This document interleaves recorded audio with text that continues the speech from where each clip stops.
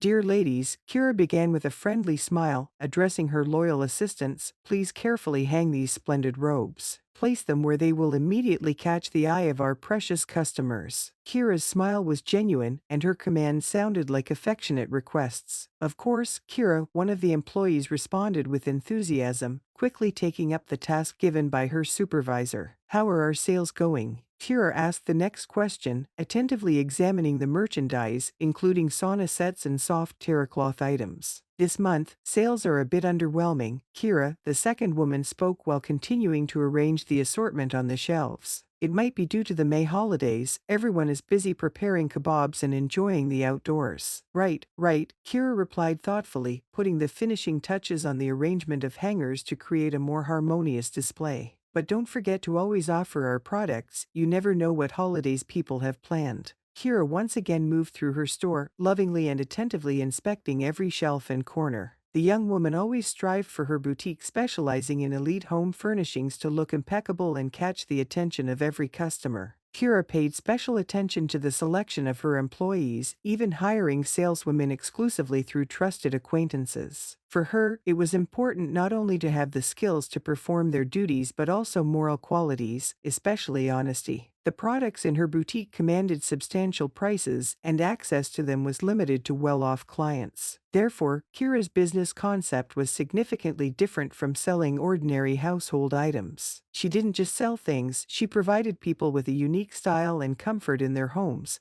so unique that it had no counterparts in the mass consumer market. For this reason, upon hearing rumors of potential dishonesty among some of the saleswomen, Kira personally made the decision regarding their employment. She had an unparalleled sense when it came to people, and none of her chosen employees ever betrayed her trust, avoiding any fraudulent activities or theft. Furthermore, the store owner always paid her employees on time and often rewarded them with bonuses if they truly deserved such recognition. Getting a job in her boutique was a challenging task, but those who honestly fulfilled their duties had no reason to complain about the treatment or payment delays from the management. Suddenly, one of the employees, who was busy rearranging merchandise, turned pale, her eyes filled with horror as if she had seen something terrifying behind the boutique's door. What's wrong, Anna? Kira asked, not taking her eyes off the frightened girl. Nothing, Kira, she mumbled, almost dropping all the goods from her hands. It's just that a customer is coming in with whom we had a recent small conflict.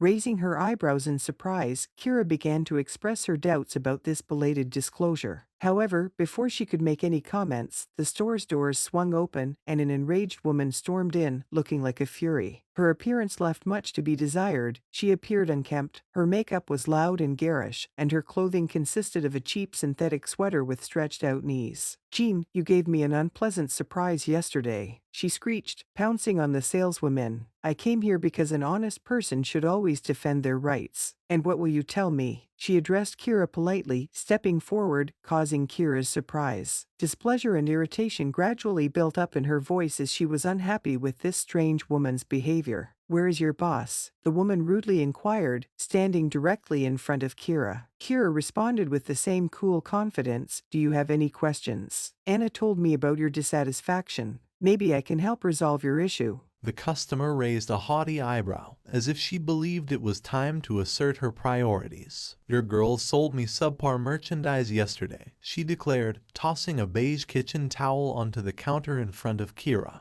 Your website states that all household textiles are made of linen. Yes, that's correct, Kira confirmed, maintaining her composure. We only sell products made of cotton and linen, all our textiles are natural materials. The woman furrowed her brow gloomily, her face taking on a grim look as if she were trying to play the role of a sinister clown. Her bright fuchsia lipstick, applied to her lips, complemented her appearance, giving her a certain extravagance. Let's see what your so-called linens you've handed me, Kira, the customer murmured, an expression of confusion playing on her face. However, she remained composed and added, please, do not insult my employees, it doesn't suit us. The hysterical woman's face contorted with a grimace of contempt and anger. Do you think you can tell me what to do while standing here? You're probably used to deceiving people like chopping cabbage.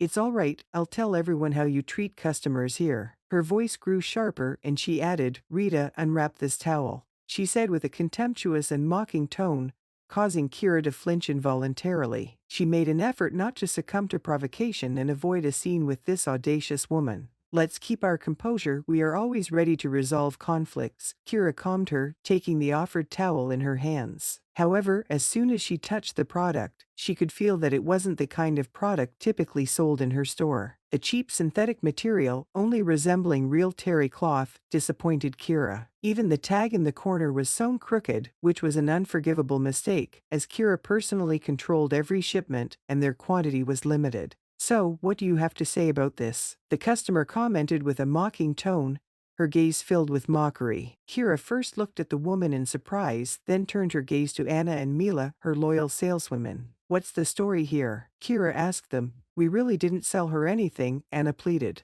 She came in yesterday in the afternoon and started claiming that we sold her this towel, but there was nothing like that, we're sure of it, Mila confirmed. She's just trying to scam us and get money from you, Kira. We would never sell her anything like that. You've known us for years. Kira paused for a moment. She did trust her employees and understood that this woman was likely a scammer causing a scene. Kira had heard of cases of product substitution and attempts at deception. However, she decided that she needed to make sure of it herself. Do you have a receipt for your purchase? She asked her with a stern face. The woman mumbled incoherently, I don't remember, my head's been a mess all day. I came in for a kitchen towel, and when I got home, I found this synthetic junk. It became clear to Kira that she was being deceived. Suppressing a smirk, she continued, can you at least remember approximately when you visited our store? I will call the security service, and they will check the camera records to confirm or refute the sale of this item to you. If they confirm your version, my employees will be punished, and you will receive a full refund.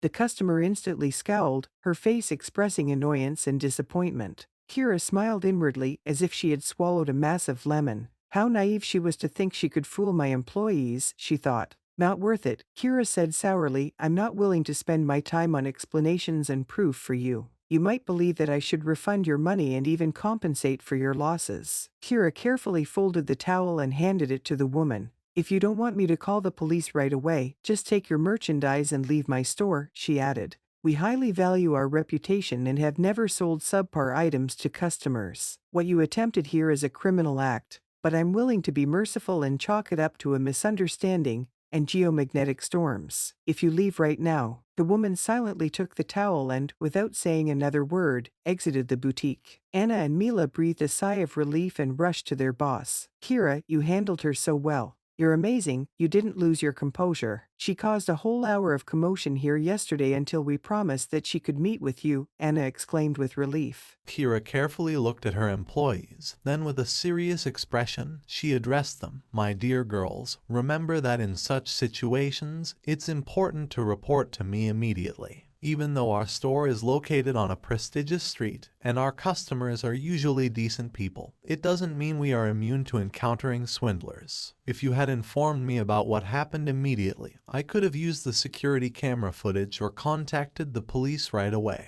Don't worry, girls, she reassuringly smiled, understanding their embarrassment. We all make mistakes, especially when we find ourselves in tense situations. The most important thing is to be attentive and cautious next time. If you have any suspicions about a customer, contact me right away and never panic. Scammers like this woman often try to take advantage of our inexperience. Perhaps she just bought a cheap Chinese towel somewhere and decided to deceive us to avoid awkward conversations. The saleswomen promised Kira that they would be more vigilant and careful in their work in the future. Kira, lost in thought, felt as if time was slowing down during this traffic jam that stretched along the highway. Her car was immobile, and she immersed herself in reminiscing about the challenging journey that had brought her here. Celebrating her 32nd birthday this year, Kira could proudly say that she had created herself. In the orphanage where she spent her childhood, dreams of a successful career and marriage seemed distant and unattainable. However, unlike her peers who often saw their future as bleak and hopeless, Kira displayed incredible determination from a young age. She excelled in her studies, devoured books and knowledge, and when the time came to choose a university, she easily got a scholarship. Now, sitting in this traffic jam, her mind was filled with thoughts of how she could have ended up just another girl who, at best, would be mopping floors in some store or office. She often witnessed such fates among her acquaintances, and her heart burned with resentment because she believed that even they, if they had the same willpower she possessed, could have achieved more. Instead, many of them succumbed to debauchery and hopelessness, preferring to accept life as it was. Of course, Kira didn't avoid difficulties either. Like everyone who left the orphanage, she was given a tiny one-bedroom apartment on the 5th floor of an old building. The first years of her independent life coincided with the moment when she had to do some cosmetic repairs. She looked at the walls and windows, half of which had to be carefully sealed with paper and insulating tape to prevent the cold autumn winds from getting inside.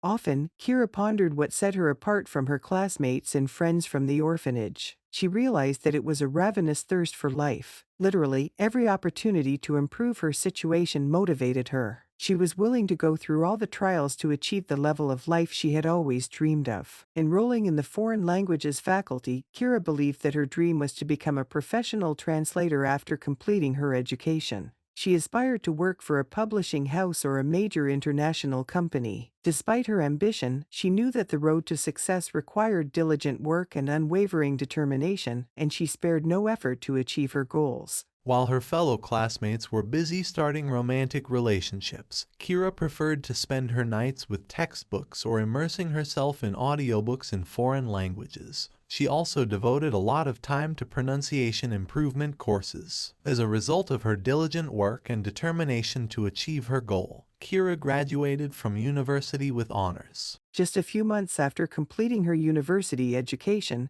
Kira had the opportunity to work for a large international company. Starting as a secretary referent, she also took on the role of a translator. It was at one of the company's corporate events that she met Mark, her future husband. At the time, he held the position of the director's right-hand man and acted as his chief deputy. Mark was almost 5 years older than Kira, but that didn't prevent them from immediately feeling a strong attraction to each other. Mark was cheerful and had an excellent sense of humor, which was a stark contrast to his businesslike and serious appearance in the workplace. Mark explained his behavior by the constant need to remain vigilant and anticipate possible threats from competitors. The company's director was already in his mature years, and the unhappiness of his life was the absence of a family, children, and a wife. There was an urgent need to prepare his successor from among the most talented employees of the company. Mark was among these talented individuals, but his ambitions were not aimed at taking the director's chair. Instead, his heart was passionately set on securing a brilliant future for the company. Soon after they began working together, Mark and Kira started dating, and Kira realized that something extraordinary was by her side. Their relationship developed rapidly, and 6 months later, they had a lavish wedding with many guests, including colleagues from the company. Mark's parents were initially cautious about Kira, but they soon became convinced that she was the right match for their son. A year after the wedding, Mark became the director of the company and put all his efforts into its prosperity. However, the most amazing part of their journey was yet to come. 6 months later, Vlad passed away from a stroke, and it turned out that he had left all of his property to the family. Mark was taken aback by this decision when the notary read the will in front of him and Kira. Now the entire company belonged to them. Kira felt a tremendous responsibility, but they were both happy that their dreams had come true. Mark and Kira purchased a large house in the countryside and moved there, starting a new chapter in their lives full of possibilities and bright prospects. Mark and Kira's lives underwent radical changes. Mark transformed into a respected and serious entrepreneur, and Kira finally had the opportunity to pursue what she was passionate about. That's why she decided to open her own boutique, pouring her heart and soul into it. Kira dreamed that her unique home decor items and designer goods would help create a distinctive style in every home and bring joy to her customers. The peaceful years spent with Mark in marriage continued to bring joy, but he remained just as dedicated to his work and frequent business trips, spending entire days away from the family. Kira, engrossed in her business, dreamed of the day when she and Mark could soon have a child of their own. However, their lives were suddenly confronted with a serious issue. Despite numerous attempts and medical examinations, they couldn't conceive a child. Kira consulted with many doctors, but the answers were almost identical: no significant reasons for infertility, relax, minimize stress. She was distraught and couldn't understand why their perfect life had suddenly encountered such a glitch. "We've been together for 6 years already," she told one of the doctors. "Maybe there's some kind of incompatibility between us that's preventing me from getting pregnant." The doctor, offering his comforting words, emphasized the individual characteristics of each person imply a different path and timing for the realization of dreams and desires. Don't lose heart, the best will undoubtedly come. Perhaps your time has not yet arrived. However, Kira didn't ask him when exactly that time would come, and in the depths of her being, the question remained whether she would have children at all. For Kira, the absence of children seemed something abnormal, incompatible with her preconceived and meticulously planned world. In one of those moments when she and Vera were enjoying the atmosphere of a cafe, Alla suggested, "Listen, have you ever thought about consulting a psychic? They say they can help identify obstacles like curses or hexes. Maybe it's worth a try. Orkovka is not far, after all." Kira looked at her friend and with an uncertain voice replied, "Alla, dear, to be honest, I don't see the need to turn to psychics." Looking at her perfectly flat stomach, Kira internally pondered that perhaps an internal psychological barrier was preventing her from relaxing. However, she quickly realized that such an idea seemed unlikely given that there had been no excessive stress in her life. Suddenly, Alla gave her a strange look and asked the following question. "By the way, Kira, are you sure that everything is okay between you and Mark?" Kira was taken aback by her friend's unexpected persistence and pressed for clarification. "What do you mean?" Alla leaned forward, almost crossing the table's boundary, and whispered in her ear, "I mean, what if he has another woman? You've been together for so long, maybe he's found someone on the side, and that's why he can't fully dedicate himself to the family." In response, Kira recoiled as if she had been scalded, and her eyes displayed displeasure. "Alla, seriously, where did you get such thoughts? Mark would never do that." Alla instantly responded with dramatically offended words, "Well, I'm sorry for daring to ask. I was just thinking about how he's so often on business trips and works late. After all, who knows what really happens at his meetings?" Kira sighed with deep understanding and requested that they not discuss this topic further. "Alla, please, let's not talk about this anymore. I trust my husband completely, and everything is fine between us. If you and Vova have problems, it doesn't mean all men behave that way." Alla feigned an offended look,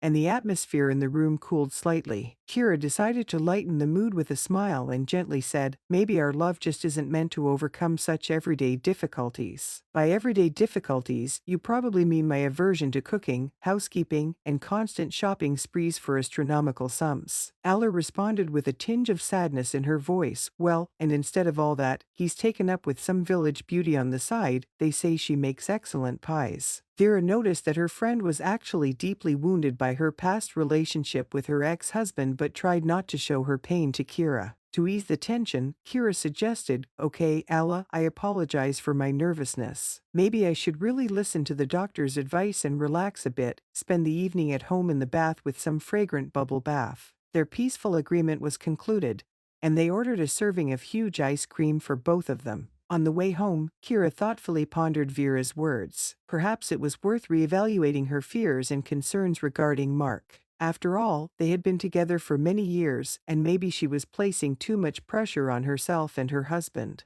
Mark might indeed value having heirs to continue the family business, and she felt that he, too, was somewhat anxious about the situation, as was his former boss. Soothing herself, Kira headed home. However, upon returning home, Kira breathed a sigh of relief and instantly immersed herself in the embrace of a hot bath filled with fragrant bubbles. Memories and dreams brought her unparalleled tranquility until a loud car horn sounded, nearly ringing in her ear. "Hey, lady, are you going to move, or are we going to wait here for an eternity?" came the persistent voice of a driver from the neighboring car. Kira remembered that she was still sitting behind the wheel of her car, and a minor traffic jam in Konevo lay ahead of her. Without hesitation, she quickly pressed the gas pedal. Recalling how she got lost in her thoughts and memories in the bath, she realized that she had been on autopilot and had delved so deeply into her musings that she lost track of time. Kira looked at her wristwatch and was horrified. Almost a quarter of an hour had passed since she had returned home and started her bath. Mark had likely been waiting for her for quite some time.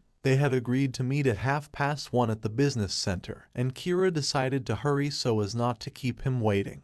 Kira walked down the corridor to her husband's office, passing by other employees who exchanged polite greetings with her. However, as she was about to knock on the door, Chris, her husband's secretary, appeared before her as if by magic. "Good day, Chris," Kira greeted with a friendly smile, reaching for the doorknob. I've come to see Mark. He was expecting me, right? Chris responded with an innocent smile and long eyelashes. It's great that you've arrived, Kira. To be honest, I was starting to worry and was thinking about calling you, but I decided to wait, hoping I wouldn't have to bother you. Kira paused and looked closely at the young woman. Chris had been working in her husband's company for 3 years and had never given any reason for doubt. She had always been polite and diligent, and perhaps occasionally displayed excessive emotion, but that was perfectly normal for young people her age. Chris was only 23 years old. Kira felt her voice quivering, and a note of concern undoubtedly seeped into her words. What's happened to Mark, Chris? Chris shifted the folds of her knee-length pencil skirt and sighed, as if it was difficult for her to even speak. This morning, he simply didn't show up at the office. I couldn't believe my eyes. Kira gasped, realizing that she had gotten lost in her thoughts in the bath, and almost a quarter of an hour had passed.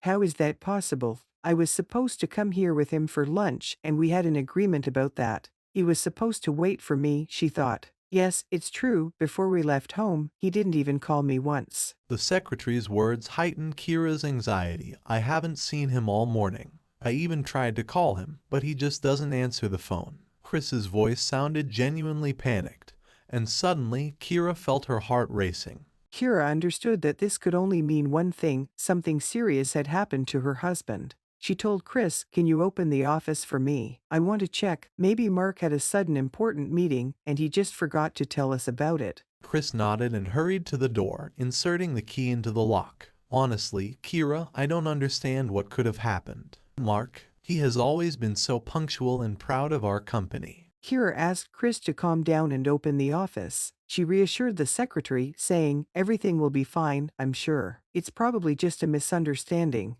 Chris agreed, but her blue eyes still reflected the worry she couldn't conceal. While Chris prepared coffee, Kira decisively began inspecting the documents on her husband's desk.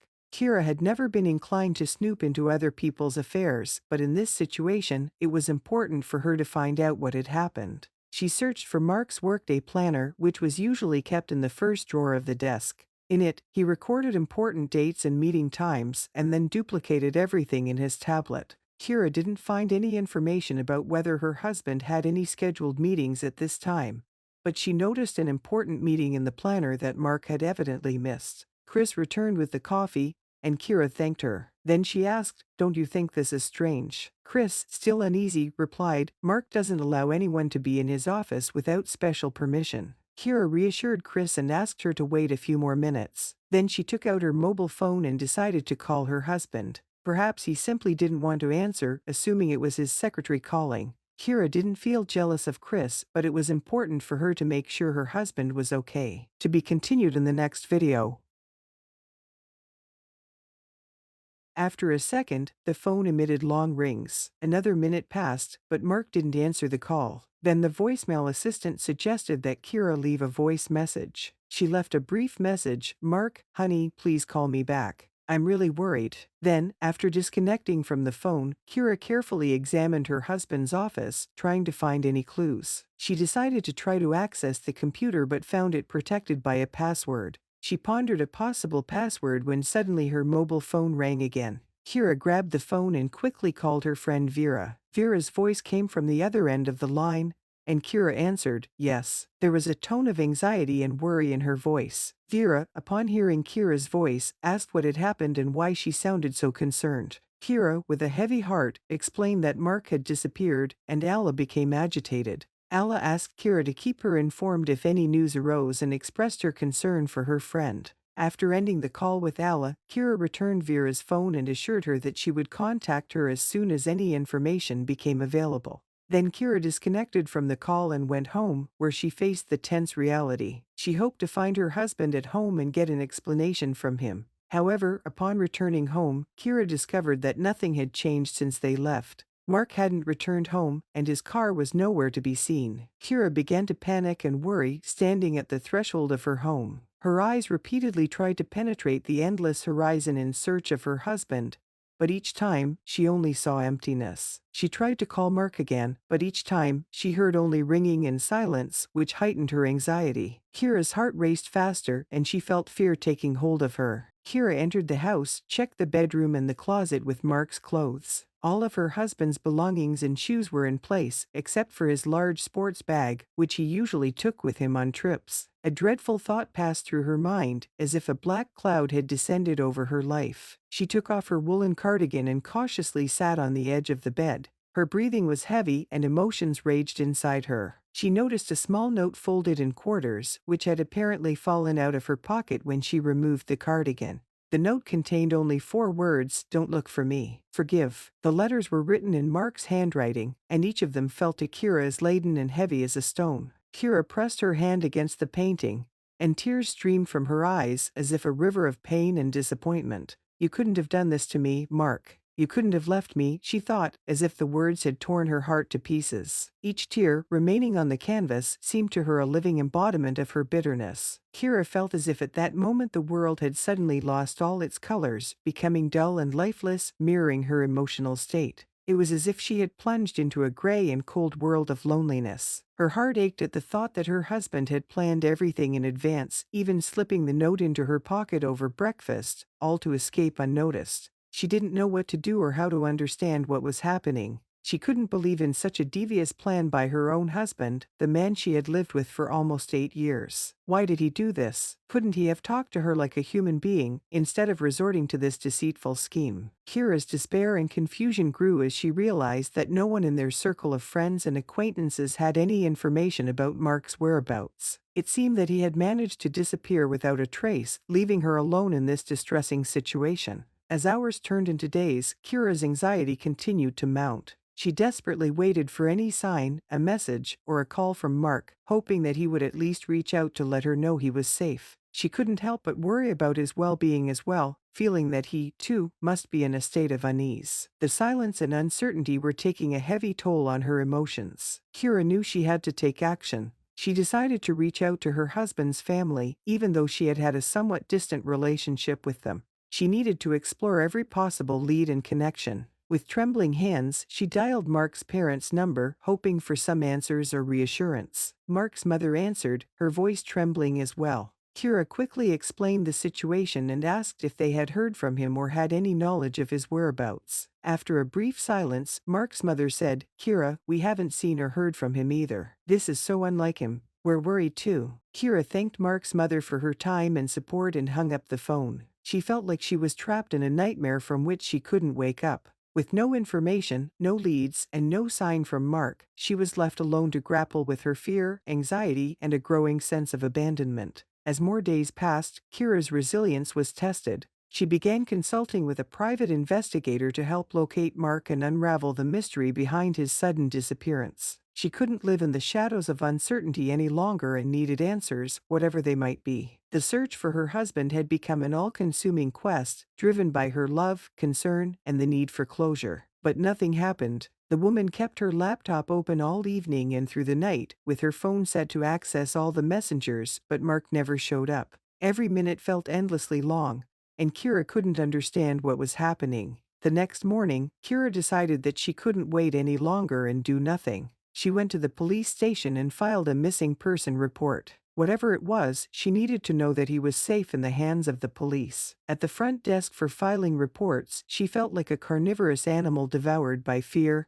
and anxiety. How could she have ever imagined having to go to the police about the disappearance of her own husband? Kira's concerns about her husband being kidnapped or something terrible happening to him were met with skepticism. "If you're saying there was a note and your husband's travel bag disappeared," reasoned the investigator who received Kira, "it all looks rather, forgive me for being blunt, straightforward. Your spouse could have easily run away with a lover or simply because he got fed up with everything. This even sounds like nonsense." These words tore at Kira's heart, but she understood that she now had to contend not only with the world's lack of understanding but also with the lack of understanding from those who should be helping. Despite the skepticism of those around her, Kira was ready to do everything to find Mark and unravel this mysterious story that had turned her life upside down. Kira was indignant, saying, "You understand that Mark wasn't the kind of person to just walk away from everything like that. He has a multimillion-dollar business, and he wouldn't abandon it for any woman, no matter how splendid she might be." Her voice was persistent and convincing, reflecting not only anger but also deep concern. Kira knew that the situation left her no choice. She had to compel the police to start searching for her husband, no matter the cost. The investigator looked at her condescendingly and then nodded. All right, let's see that note. We'll have the experts take a look. He was willing to listen to Kira, even though her words remained highly questionable in the eyes of the police. Kira sincerely thanked the police officer for taking on her case. But I must warn you, he raised a warning finger, I won't give you false hope. Usually, when people disappear like this, they either don't want to be found, or are you saying that Mark might be dead? Kira barely held back her words, as if speaking of the worst possible outcome. Her eyes were filled with fear and the hope that it was all just a nightmare from which she would wake up. You understood me correctly, the investigator replied, confirming the dark thoughts that tormented Kira. Kira left the police station and, when she reached the nearest bench, she cried bitterly. Her tears flowed like a river of pain, enveloping her, and she felt like she had lost her last thread of hope.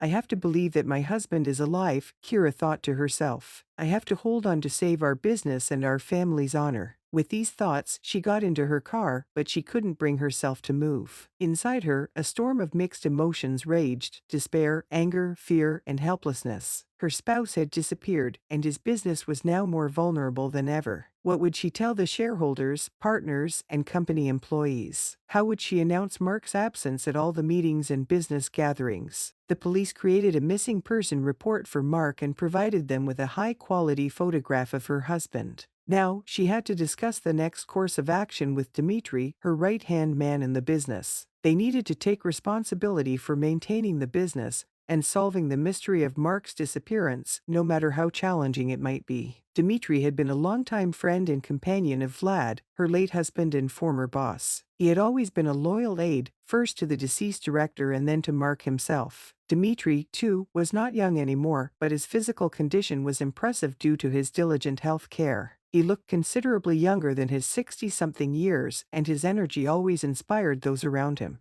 You have to understand, Dimitri, I can only trust you, Kira confided honestly in him about what had happened. You are the only one Mark could always turn to as the elder figure. What's happened to him, Dimitri? Her voice sounded bitter and anxious, as if each word was a piercing question to which she awaited an answer with hope and concern. Darling, well, you're worrying too much too soon, Dimitri said as he took her hand, clearly concerned. He understood that Kira needed support and understanding at this moment. Who knows, maybe he's just been burning out lately. So much has been piling up on him. His parents passed away not long ago. I'm not entirely convinced that he was able to fully recover from such a loss. Dimitri tried to comfort her, suggesting a scenario where Mark had simply taken some time off to reevaluate his life. Kira nodded. She remembered how heavily her husband had grieved the loss of both his parents, but could he really do this, considering, even in such mournful circumstances, everything in this situation seemed mysterious and convoluted. I ask you to temporarily assume the duties of the company's executive director, Kira requested of Dimitri, extending her hand to him. I'm sure Mark would approve of this choice. And I'm just not in a position to manage the business right now, especially since Mark didn't brief me on many details. Dimitri let out a heavy sigh and looked Kira directly in the eyes. All right, my dear, but only until we find out what happened to your husband, he said thoughtfully. Then he suggested, let's organize a big press conference for investors and journalists, prepare them for some changes in the company's leadership. It will make it easier for us to keep everything under control, and they won't have the opportunity to claim that we're hiding something from them. Kira felt a slight sense of relief. Dimitri was a person she could rely on, and she knew that under his leadership, the company would stay afloat until they found Mark or unraveled the mystery of his disappearance. Action was necessary, and Kira was ready to fight for her business and her family, despite all the challenges that seemed insurmountable to her. Brilliant idea, Kira exclaimed, her face lighting up with determination once more. I just can't imagine what I would be doing right now. Nothing. She felt the encroaching darkness recede, and now she knew that with Dimitri they would handle the current situation. Dimitri patted her on the shoulder like a caring father. Kirochka, it's okay. Calm down. I'm deeply concerned about Mark too, but we must be strong, primarily for his sake. His words were both comforting and a reminder that they were in the same boat now and needed to keep it afloat together. In the end, Dimitri's plan worked. Kira and Dimitri held a major press conference where they informed the public and journalists that the CEO of the holding company was on a creative sabbatical. How long does he plan to be absent? One of the journalists asked, attempting to dig for more information. Exactly as long as he needs to fully recover and come up with new ideas for the company's future, Kira replied with a composed face. She spoke the words with conviction, believing that Mark's sabbatical was not only well-deserved but also necessary. Mark has always been known for his innovative views and literally generating ideas. However, in every person's life, there comes a moment when they feel they can no longer provide people and the world with what they used to excel in.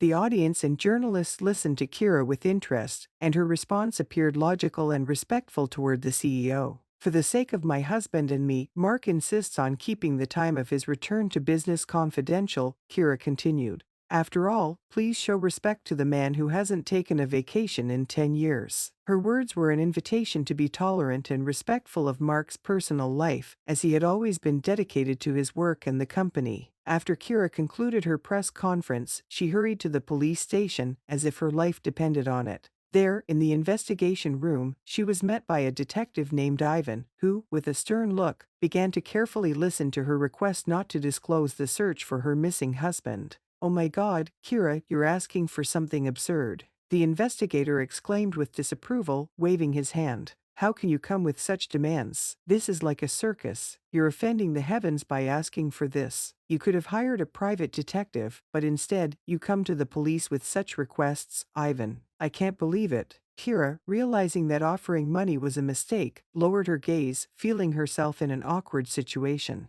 However, her determination to keep her husband's disappearance a secret from society was so strong that she was willing to go to any lengths. Expression, "Please, you must help me with this. I'm willing to pay you. Just help me." The police officer was taken aback by the request, then cautiously replied, "You are in terrible shape, Kira, but perhaps I can do something. Understand, though, it will only be a temporary solution, nothing more. Later, you will decide what to do." As time passed, Mark never reappeared, and eventually, Dmitry had to admit that the CEO of the holding had disappeared. Otherwise, the investigation refused to continue the search, and the mystery of his disappearance remained unsolved. Events unfolded into a full-blown storm, and the scandal that erupted in the press proved to be nothing but an inevitable disaster for Kira and her deputy. It was like déjà vu haunting them once again. The public demanded answers, and thousands of questions swirled in Kira's mind, remaining unanswered. What had happened to Mark? Where did he disappear to? And the most horrifying question that tormented her soul, was he even alive? The police were not idle and made every possible effort to unravel the mystery of Mark's disappearance, but it was as if he had vanished into thin air. At the same time, Kira continued to manage her own store but periodically visited her husband's company's office to ensure that things were going as smoothly as possible.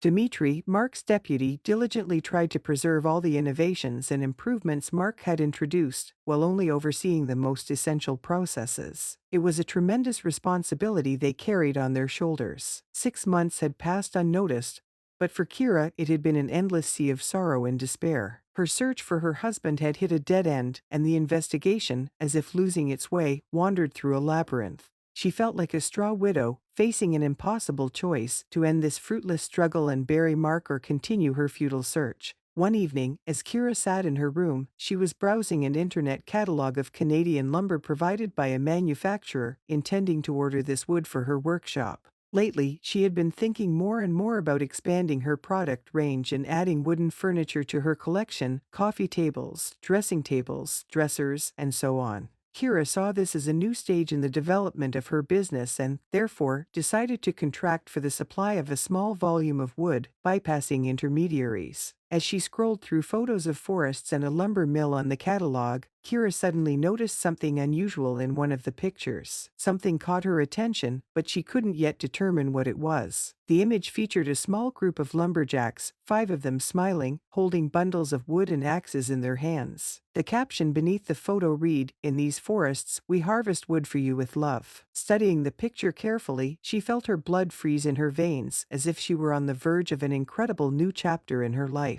In the photograph, among the confident lumberjacks, she discovered Mark, but he had undergone radical changes. A thick, curly beard covered his face, and his hands were strengthened by powerful, sun-kissed muscles. Kira realized with astonishment that before her stood the real Mark, but entirely different from the one she had known. His green eyes turned toward her, and they reflected something entirely foreign. He appeared like a stranger. Of course, after almost a year of living in the woods, in the midst of pine trees under the scorching sun, anyone could change, especially if they didn't pay attention to self-care. Kira remembered her futile attempts to involve him in her fitness activities. Closing the laptop with a loud snap, she overwhelmed herself with bitter thoughts. Was this really true? Had Mark just left everything and walked away, with no explanations, no plans for the future? How would she manage his business when she knew almost nothing about the industry? The new chapter in her life enveloped her with excitement and fear, like a misty forest that needed to be explored. Tears streamed uncontrollably down the woman's cheeks, and she no longer tried to hide her emotions. Everything she had held back throughout this long year, anger, sadness, and resentment, now poured out. Her emotions were like a volcano erupting within her. Kira felt that it was getting easier for her. Now she knew that her husband was alive and, judging from the photo, doing well. But that didn't mean she was going to forgive him for such audacious and treacherous betrayal. Opening her laptop again, she copied the address of the company that supplied the wood with trembling hands. That same evening, laying out plans for her new future, Kira resolutely booked plane tickets to Canada. She decided to go there and see her husband with her own eyes to make sure he had made this decision while in his right mind. "Let's see what you have to say, you traitor, when you see me," she whispered with hatred, closing the tab with the scoundrel's photo for good. The next morning, the woman faced a long and agonizing journey. After spending almost a day on the plane, Kira finally landed at her destination. Stopping in the town where the lumber mill from the photo was located, she decided not to use Mark's real name, introducing herself as a distant relative wanting to visit her third cousin. Approaching the security guard, she showed a picture of Mark and gained access to the area where the trees were being cut. For safety reasons, she had to wear a helmet. After walking deep into the forest for several dozen meters, Kira found him. Tall and robust, Mark looked just as she remembered him before his disappearance. Only the grown-out hair and beard, along with the ruggedness of his body, indicated how much had changed in his life since that fateful day. Mark was working on cutting down one of the tall trees and didn't notice Kira approaching him. So much has changed, Kira thought as she watched him with a challenging gaze. He, the scoundrel, appeared perplexed as if he didn't recognize her or understand what was happening. "Miss, is there something you need from me?" he asked in English. "How did you get here?" Mark asked, turning around. Kira felt a rush of triumph as she heard the beautiful voice behind her. Her sorrow was suddenly replaced by a triumphant confusion when she met Mark's gaze. Ethan, as he now called himself, looked startled first at Kira, then at the stranger. "Ethan, who is this? Why is this woman looking at you like that?" Kira's insides twisted with pain. "So that's it. Now you go by Ethan," she started to confront her husband. "How could you? I've been searching for you, suffering so much, and you have another woman here." Kira began to punch her unfaithful husband in the chest, and he could only weakly defend himself while continuing to be confused. "What? I don't understand your language. Is this Russian? Are you Russian?" he asked in Russian, trying to comprehend what was happening. "Hey, get away from my husband." The stranger lunged at Kira. It was only then that Kira noticed the beautiful dark-eyed girl in front of her, who looked like the sunny sky after a storm. The bright light gave her a stunning resemblance to a stormy sky. "He's my husband too," Kira shouted in English and saw the other girl freeze, her face expressing a not entirely friendly question. "What are you?" Kira began, addressing the stranger, but she suddenly turned to Mark. "Ethan, what's going on here? Who is she?" Rachel, the lovely woman, asked, expressing her confusion. "I don't understand either," Mark replied with genuine bewilderment. "I'm seeing this woman for the first time. She said we're Nevitsi or something. What does that mean, Kira?" Kira, tired of all this spectacle, pulled another photo of Mark from under her clothes, the one where they were together at their wedding. "Here," she handed him the picture. "Rachel, now I hope everything becomes clear." Rachel took the photo in her hands, looked at it with undeniable amazement, and then handed it to Mark. He looked at the picture with the same question in his eyes, and then at Kira herself. "This is impossible," Mark said. "I've been married to Rachel for 10 years, we met in college, we have 3 kids." Kira felt her lips trembling with excitement. "No, it can't be. You are my husband, Mark." Rachel turned the photo and looked at the date. After that, she exhaled in relief, smiled, and took her wallet from her purse. In it was a small wedding photo, showing her as a very young woman, and next to her was Mark, smiling with happiness. Judging by their faces in the photo, they were newlyweds about 20 or maybe 22 years old. To be continued in the next video. Do you believe me now? Kira asked, dropping 2 tears that resembled her husband. I couldn't be with you. I have Rachel, she's my family, Mark replied. Kira felt broken and realized she had made a mistake, and because of that mistake, completely innocent and unfamiliar people had almost suffered. Sitting on the damp ground, Kira cried, "Forgive me. I lost my husband almost a year ago, he disappeared. You look so much like him. Perhaps we could offer you a ride to our home," Rachel suggested, showing concern. "Something seems to be troubling you. Let's try to find a solution together." "All right, I'm not sure," Kira answered hesitantly. "It might be inconvenient for you." "Don't worry," Rachel reassured her. "Ethan and I are very interested in understanding how this is possible." The young Canadian woman looked at her husband, and he nodded in approval. "Let's head over. We have some tea, and I just baked some cookies for dinner. If my boys haven't devoured them all yet, you might be able to enjoy a couple of cookies." Rachel's smile was so warm and inviting that Kira's weary heart couldn't resist, and she agreed. When all 3 of them arrived at the Wells home, as Ethan and Rachel were known, Kira was struck by the size and coziness of their house. It resembled more of a sturdy country cottage than a modern and stylish building, but was remarkably comfortable and lovely. Photographs of the couple and their children adorned the walls, the fireplace mantel, and even the table, creating an atmosphere of family warmth. Here, Kira became entirely convinced that Ethan could not possibly be her missing husband, Mark. Mark had certainly gone on business trips, but managing the complex and detailed personal life she observed in Ethan was something Mark couldn't handle. Kira began to doubt that her husband's disappearance was due to some mysterious circumstances. Similarly, she couldn't accept her husband's disappearance as something inexplicable. Later, over a cup of tea, Ethan began to explain to Kira, "You see, I have a terribly poor memory, especially when it comes to my childhood. My parents never hid from me that I'm an adopted child." "You grew up in an orphanage." Kira was surprised. "How is that possible?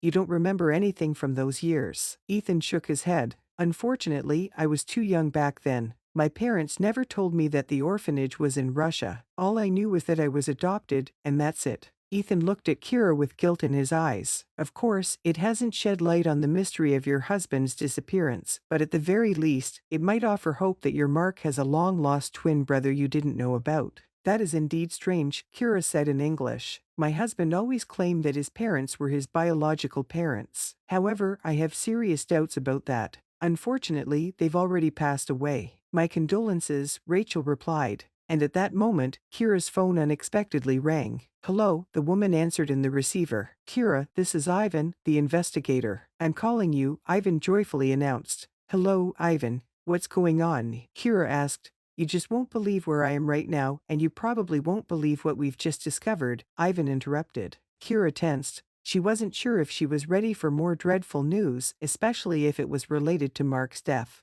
"The note you handed me, remember? It had words written by your husband, a farewell." "Yes, I remember," Kira replied slowly. "So, we encountered some difficulties with handwriting analysis," the investigator announced. "We conducted a re-examination, and experts have determined that the note was written by a completely unfamiliar hand. This means, Kira, that your husband didn't write this note." It's as if a heavy sigh escaped at the other end of the line. "So, it means that the note might be a forgery. Is that what you're getting at, right?" The investigator continued. "At the moment, we don't know exactly who wrote this note, but we hope to find out soon. Kira, I'm afraid you'll have to prepare for the worst. It's possible that your husband was abducted for some purpose unrelated to ransom. Since you didn't receive any threatening calls, and it seems that Mark left voluntarily, it's more likely that he's no longer alive. I apologize for these heavy words, but considering how much time has passed since his disappearance." "Thank you, I understand," Kira replied calmly, though her soul was breaking apart at that moment.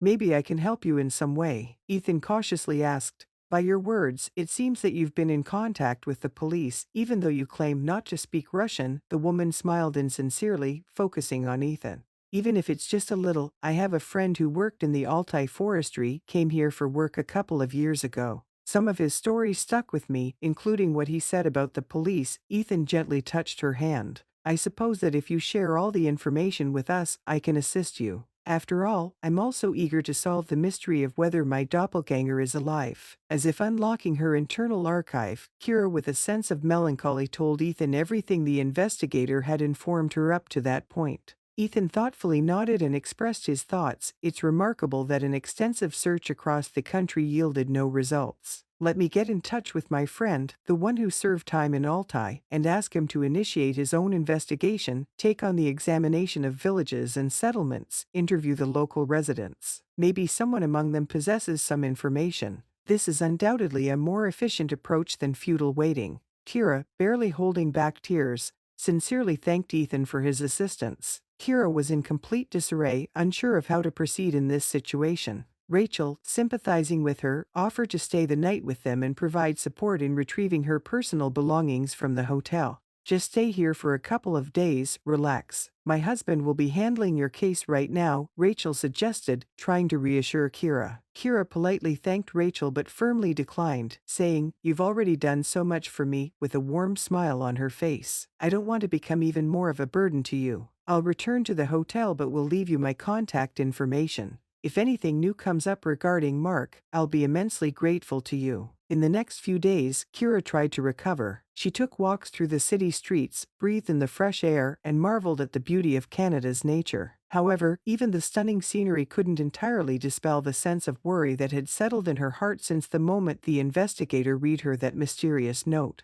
Kira had almost lost hope and started packing her suitcase, preparing to return to her homeland. However, suddenly, Ethan burst into her room, bringing joyful news. "Don't give up, Kira. It's not over yet," he said with excitement. "My friend got the results of the inquiry, and, believe it or not, he found him." Kira could hardly believe her ears and asked slowly, "So, is it really Mark?" Ethan replied, "Well, we can't say for sure, but a man with the same distinctive features and a similar appearance is in a hospital in a remote village in Altai. And my friend, Fedor, said that this man is currently in a coma." The local doctor, a former neurosurgeon, decided to perform a complex operation at his own risk, but the important thing is that he's alive. Kira just couldn't believe what she was hearing. "Oh my God," she whispered to herself. "How did he end up in Altai? It's so far from the capital." Ethan couldn't contain himself and took Kira's hands. "Kira, listen, I'm ready to go to Russia with you," he offered. Kira met his skeptical gaze. "Don't worry about Rachel, I'm sure she'll understand. And perhaps you're not entirely unfamiliar, you might be my brother's wife," Ethan said with conviction.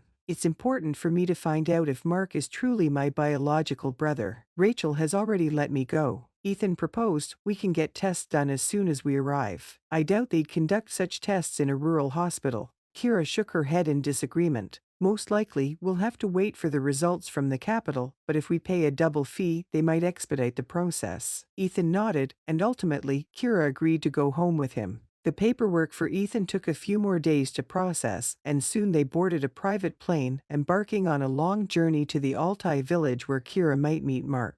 Throughout this time, Kira was incredibly anxious. Would the man in a coma be her Mark, or was she merely clinging to the last shreds of hope, risking that this hope might vanish like smoke and ashes? When they arrived at the hospital, they were greeted by Dr. Maria, a female surgeon who was taken aback by Kira and her companion's arrival. "Can I see this patient?" Kira asked and showed a picture of Mark. Dr. Maria carefully examined it for a few seconds and asked, "Did you just arrive?" "Honey, your husband is on his deathbed, and you've only just appeared. I just found out." Kira was stunned by these words and immediately rushed into Mark's room. Her heart was racing faster than usual. Mark was alive. Alive. She entered the room and stood still by his bedside. Her husband was there, his skin pallid, and he had lost a significant amount of weight, looking like he had lost about 15 kilograms. "Mark, my love," Kira whispered softly, slowly sitting on the edge of the bed and taking his hand. "It's so wonderful that you've been found." Dr. Maria looked at Ethan, who was still standing in the doorway, hesitating to enter. She quickly realized that Mark and Ethan were twin brothers, as such a resemblance was impossible to encounter in everyday life. None of the hospital staff or Maria's friends had any idea about her hidden feelings for the patient. She, stoic and silent, harbored a pure and, most likely, hopeless love for him. It was thanks to this love that she managed to secure a ventilator for him, thereby prolonging his life in a comatose state. That's why she was so deeply concerned upon hearing that possibly relatives of her beloved had been found, who would soon arrive to identify him. "But how did he end up here?" Kira asked in surprise when she came in a little later to check on the patient. Maria looked at her with sad eyes. "Local hunters found him in the forest," she explained. "He was hanging from a tree, head down. Kira exclaimed in horror upon hearing this, and she instantly turned her gaze to Ethan, who remained in a similarly shocked state because the resemblance between Mark and this mysterious patient was uncanny. All signs pointed to them possibly being twins. There was no shortage of foul play here, Maria continued her narrative. If you could only see the state he was brought in. We literally spent 8 hours piecing him back together in neurosurgery. We miraculously managed to save his life, but the brain injuries were critical and Mark fell into a coma. When or even if he will ever wake up is unknown. We lack the necessary equipment for a thorough assessment. If you want, you can try transferring him to a larger facility, but it comes with certain risks. How could something like this even happen? Ethan asked thoughtfully. I mean, who needed to get rid of him in such a terrible way? What could he have done, and for what reason? We don't even know, Maria shook her head in dismay. But if you want, you can have a blood test to check compatibility with your brother right now, the doctor offered. Ethan smiled. You also speak English quite well, he praised Maria. I used to work in St. Petersburg, the woman explained. I often had to communicate with foreign colleagues there, which is why my language skills are good. Why did you leave? Ethan inquired. Personal circumstances, the woman replied easily, and Ethan understood that it was best not to delve further into that topic. Kira asked the doctor to leave her alone with her husband and took Ethan with her to have his blood tested. And there they sat together beside her beloved, heavy-hearted, shedding tears. Kira gently stroked her husband's hand and said, God, thank you for saving you from the worst. Mark, you will recover, I know it. Can you hear me? You will recover. Over the next 2 weeks, Kira did not leave her husband's side for a moment. She talked to him, trying to elicit any kind of response. Meanwhile, Ethan had his tests done, and the results confirmed that Ethan and Mark were indeed identical twin brothers. Ethan even donated an additional portion of his blood, hoping that his healthy cells would help Mark recover faster. Kira, in turn, didn't miss a single opportunity to be by her husband's side, supporting him with her presence and conversations.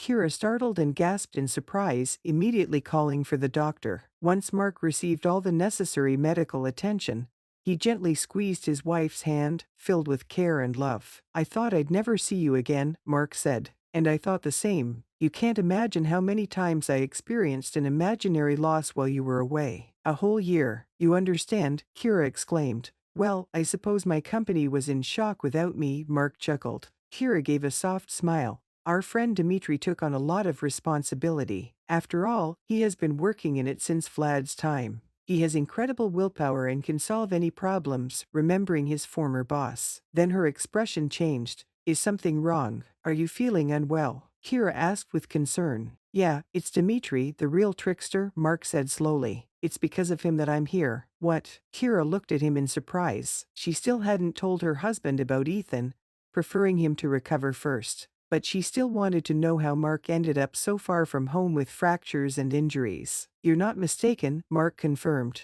It was Dmitri who made me leave on the day you just departed. He called and said that our Chinese partners suddenly showed interest in a deal we'd been wanting to close for a long time. But they could only meet today, and it had to be in a city near the Russian-Chinese border. So I had to rush and leave. Mark clenched his hand slowly, a hand that had gone through hell because of his gullibility. I did everything he asked without even having time to call you, Kira said with a gentle reproach. Darling, I really tried, Mark murmured, looking into Kira's eyes with a remorseful expression. The phone was left in the car I parked right at the airport. By the time I boarded the plane, it had already started to take off. But wait, despite all the searches, the police never found your car, even though they combed the entire city. Right, Mark nodded. It seems that Dmitri and his people managed to move the car somewhere so as not to attract any attention when I arrived. I was met by 2 huge bodyguards, real giants, each of them 2 meters tall. We could only reach the negotiation location in the village by helicopter. Expressing his frustration,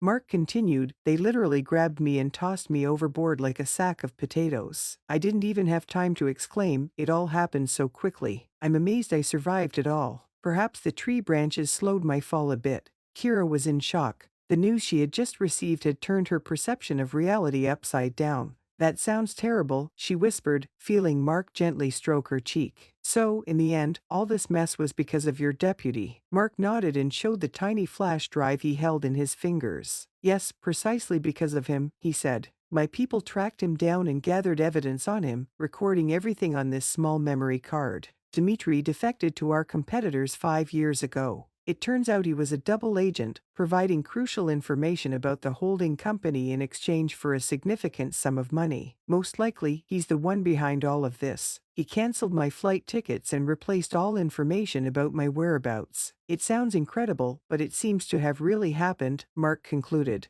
Kira was in shock, feeling her trust in the man she had believed in for so long crumble. She bitterly regretted not being able to see behind Dmitri's mask of frivolity and charm to his true face, an enemy and a traitor. I even considered firing him back then, Mark finished his story. This memory card was supposed to be our trump card. He could have left voluntarily, or we could have shown him the door at the police station in disgrace. But he turned out to be cunning. I think he had someone on our team who always kept him informed about my plans, even if I never told anyone about them. Mark alluded to someone, but Kira was too stunned to understand whom he was referring to. Do you have any suspicions about who this person might be? She asked. We'll discuss that later. Right now, I need to rest if you don't mind, Mark said, looking tired. Kira kissed her husband on the forehead and left the room. She headed to Ethan's room, their brother Mark, who was staying with a friendly elderly woman who had provided them. Do you believe me now? Kira asked, dropping 2 tears that resembled her husband. I couldn't be with you. I have Rachel, she's my family, Mark replied. Kira felt broken and realized she had made a mistake, and because of that mistake, completely innocent and unfamiliar people had almost suffered. Sitting on the damp ground, Kira cried, "Forgive me. I lost my husband almost a year ago, he disappeared. You look so much like him. Perhaps we could offer you a ride to our home," Rachel suggested, showing concern. Something seems to be troubling you. Let's try to find a solution together. All right, I'm not sure, Kira answered hesitantly, it might be inconvenient for you. Don't worry, Rachel reassured her, Ethan and I are very interested in understanding how this is possible. The young Canadian woman looked at her husband, and he nodded in approval. Let's head over. We have some tea, and I just baked some cookies for dinner. If my boys haven't devoured them all yet, you might be able to enjoy a couple of cookies. Rachel's smile was so warm and inviting that Kira's weary heart couldn't resist, and she agreed. When all 3 of them arrived at the Wells home, as Ethan and Rachel were known, Kira was struck by the size and coziness of their house. It resembled more of a sturdy country cottage than a modern and stylish building, but was remarkably comfortable and lovely. Photographs of the couple and their children adorned the walls, the fireplace mantel, and even the table, creating an atmosphere of family warmth. Here, Kira became entirely convinced that Ethan could not possibly be her missing husband, Mark. Mark had certainly gone on business trips, but managing the complex and detailed personal life she observed in Ethan was something Mark couldn't handle. Kira began to doubt that her husband's disappearance was due to some mysterious circumstances. Similarly, she couldn't accept her husband's disappearance as something inexplicable. Later, over a cup of tea, Ethan began to explain to Kira, you see, I have a terribly poor memory, especially when it comes to my childhood. My parents never hid from me that I'm an adopted child. You grew up in an orphanage. Kira was surprised. How is that possible? You don't remember anything from those years. Ethan shook his head. Unfortunately, I was too young back then. My parents never told me that the orphanage was in Russia. All I knew was that I was adopted, and that's it. Ethan looked at Kira with guilt in his eyes. Of course, it hasn't shed light on the mystery of your husband's disappearance, but at the very least, it might offer hope that your Mark has a long-lost twin brother you didn't know about. That is indeed strange, Kira said in English. My husband always claimed that his parents were his biological parents. However, I have serious doubts about that. Unfortunately, they've already passed away. My condolences, Rachel replied. And at that moment, Kira's phone unexpectedly rang. Hello, the woman answered in the receiver. Kira, this is Ivan, the investigator. I'm calling you, Ivan joyfully announced. Hello, Ivan. What's going on? Kira asked. You just won't believe where I am right now, and you probably won't believe what we've just discovered, Ivan interrupted. Kira tensed. She wasn't sure if she was ready for more dreadful news, especially if it was related to Mark's death. The note you handed me, remember? It had words written by your husband, a farewell. Yes, I remember, Kira replied slowly. So, we encountered some difficulties with handwriting analysis, the investigator announced.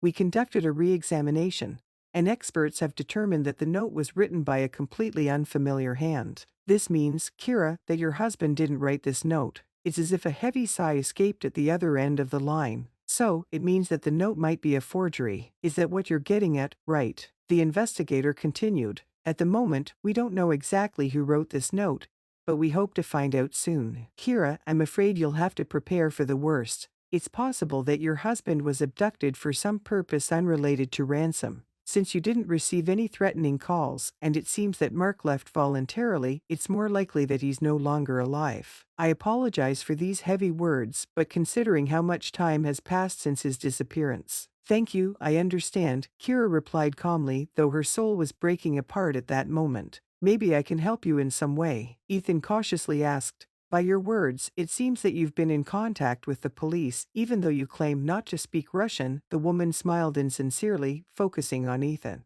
Even if it's just a little, I have a friend who worked in the Altai forestry, came here for work a couple of years ago. Some of his stories stuck with me, including what he said about the police. Ethan gently touched her hand. I suppose that if you share all the information with us, I can assist you. After all, I'm also eager to solve the mystery of whether my doppelganger is alive. As if unlocking her internal archive, Kira with a sense of melancholy told Ethan everything the investigator had informed her up to that point. Ethan thoughtfully nodded and expressed his thoughts. It's remarkable that an extensive search across the country yielded no results. Let me get in touch with my friend, the one who served time in Altai, and ask him to initiate his own investigation, take on the examination of villages and settlements, interview the local residents. Maybe someone among them